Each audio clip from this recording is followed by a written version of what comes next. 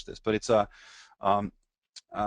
at least we'll link to it. So a lot of the issues we've had around using Amazon with Erlang are around the fact that the network is not as reliable on Amazon as we would like it to be. So definitely with a number of servers, you start to see things where maybe a server disappears for a few seconds and it comes back.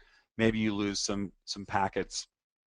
And what we found is we actually use a very special mode of broadcast called send no suspend whenever we broadcast in using Erlang. So if we say, hey, go send this message to another Erlang node, we always say send it, but don't wait for a response. And the reason why we do that is if you are in your own network and you're on your own dedicated NIC, and you have maybe an outbound NIC for the web traffic, and you have an internal network interface for the rest of the servers to communicate on their own backbone, that you can sort of have a bit more assurance, and actually maybe you shouldn't have more assurance, but you can get away with assuming that the network's a bit more reliable.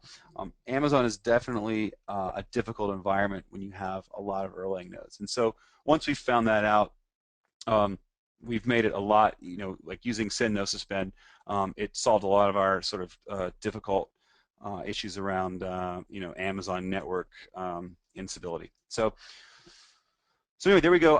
I think that's a good example of some of the tools we use. I'm going to talk very, very briefly about some of the runtime tools we use, and then I'm going to talk about hiring. We're going to wrap up. So and have time for questions. So runtime tools, I think, this is not a confession. This is like actually a statement I'm a bit proud of. We've never used the Erlang debugger. You just don't need it.